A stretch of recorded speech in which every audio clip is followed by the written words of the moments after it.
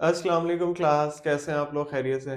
Class हमने anatomy and physiology start की थी। फिजियोलॉजी का चैप्टर नंबर 3 था हमारे पास ब्लड। अब उसमें हमने अनीमिया का टॉपिक देखा था कि अनीमिया बेसिकली क्या होता है, डिक्रीज लेवल ऑफ ब्लड को हम अनीमिया कहते हैं। फिर हमने अनीमिया की कुछ टाइप्स डिस्कस की थी। लास्ट जो हम टाइप डिस्कस कर रहे थे वो था मेगाब्लास्टिक अनीमिया। मेगाब्लास्टिक नाम से ज़ाहिर हो रहा है, मेगा का मतलब बड़ा, ब्लास्ट का मतलब बड़ा धमाका। अच्छा, अब हमने इसमें ना मेगाब्लास्टिक एनीमिया की हमने डेफिनेशन में देख ली थी कि इरेथ्रोब्लास्ट होते हैं, ठीक है? इसको हम कहते हैं मेगाब्लास्टिक एनीमिया क्योंकि इरेथ्रोब्लास्ट है, इरेथ्रोसाइट्स जो है हमारी बॉडी में ज़्यादा क्वांटिटी में होते हैं, तो उनका जितने डिक्रीज इन लेवल होगा, उतना जो होगा वो मेगाब्लास्टिक की तरफ चला जाएगा। और फिर इसके 2 बेसिक प्रिंसिपल्स थे, ठीक है? एक तो विटामिन बी 12 की डेफिशिएंसी का रहा था, इसके अलावा फॉलिक एसिड की डेफिशिएंसी का रहा था। अच्छा, इसके ना फिर हमने कुछ कॉजेज़ वगैरह देखे थे। कुछ इंट्रिंसिक फैक्टर्स हैं जिसके ऊपर ये डिपेंड कर रहा होता है, जैसे pernicious anaemia basically deficiency of vitamin B 12 को ही कहते हैं। अच्छा, इसके अलावा है गैस्ट्रेक्टोमी। गैस्ट्रेक्टोमी नाम से इंडिकेट कर रहा है, यानी कि हमारा गैस्ट्रिक एरिया जो यानी कि बॉडी में आ रहा है, स्टमक का एरिया, वहां पर अगर कोई सर्जरी वगैरह हुई होती है, सर्जरी से कोई पार्ट्स की रिमूवल की जाती है, तो उसको हम क्या कहते हैं, गैस्ट्रेक्टोमी। उसके अलावा कॉन्जेंटल एब्सेंस, इसके इसमें काफी सारी डिजीज आ जाती हैं कॉन्जेंटल में, ठीक है? उसमें माल अब्जॉर्प्शन भी है और भी इसके अलावा फंक्शंस हैं, यानी कि जो बॉडी में जो है मुख्तलिफ किस्म की डिजीजेस क्योर कर रही हों, या हम ये कह सकते हैं कि वो जो है बॉडी के फंक्शंस को परफॉर्म करने में इश्यूज दे रही हों, तो उसको हम क्या कहेंगे, कॉन्जेंटल कहेंगे। और बेसिकली ये भी जो है ना, हमारे पास विटामिन बी 12 की डेफिशिएंसी की वजह से होती है, लेकिन ये जो है ना कॉन्जेंटल डिजीज बेसिकली हम कह सकते हैं कि इनहेरिटेड डिजीज है। यानी कि एक बॉडी में अगर ये ट्रांसफर हुई है तो उसके पेरेंट्स की तरफ से हुई है, यानी इनहेरिटेंस आ रही है, उसके खानदान में ये चल रही है। तो विटामिन बी 12 की अगर डेफिशिएंसी बिलफर्ज आ रही है, तो वो कॉन्स्टेंटली उस पूरे खानदान में चलती आ रही है, ठीक है? अच्छा, इसके अलावा हमारे पास इसमें एक और बात दी हुई है, डिसऑर्डर ऑफ टर्मिनल इलियम, ठीक है? स्टोमिक की लाइनिंग होती है इलियम, उसके भी डिसऑर्डर के बारे में बताया। उसमें सबसे पहला जो इफेक्ट आ रहा है वो माल अब्जॉर्प्शन डिजीज का आ रहा है।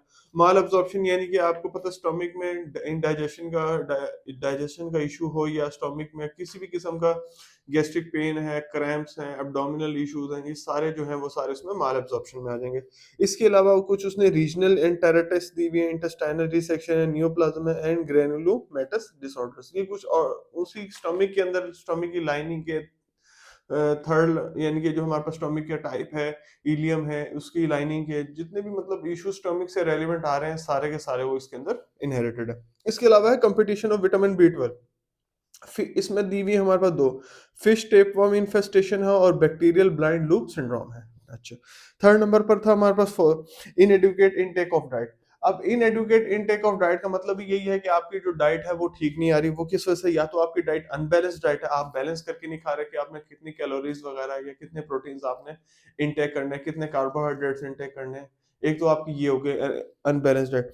एक्सेसिव कुकिंग, या आपने उसको पका ज्यादा लिया, ठीक है, या उसको पकने की जरूरत ज्यादा थी, दोनों केस हो सकते हैं। या आपने हाफ प्रॉपरली कुक नहीं था वो ले लिया, या आपने एक्सेसिव कुक ले लिया, उसको जला लिया ज्यादा और आपने उसको इनटेक कर लिया। इसके अलावा ज्यादातर ये जो इश्यूज आ रहे हैं वो कॉमन जो है वो टीनेजर्स में है, ठीक है? ड्यू टू किस वजह से, अल्कोहलिक्स की वजह से।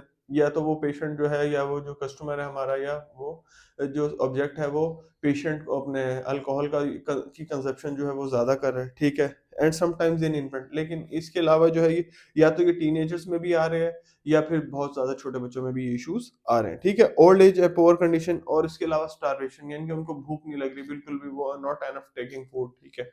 उसके अलावा सेकंड नंबर पर है माल एब्जॉर्प्शन। माल एब्जॉर्प्शन हमने अभी पहले भी डिस्कस कर लिया, वही चीजें सामने आ जाएंगी, ठीक है? उसमें ट्रॉपिकल स्क्रू है। इसके अलावा कुछ ड्रग्स दी हैं जैसे बारबिचूरेट्स है, एथेनॉल वगैरह, इसमें डाइफेंट्रॉन, ये सारी चीजें आ जाएंगी। उसके अलावा है इंक्रीज रिक्वायरमेंट।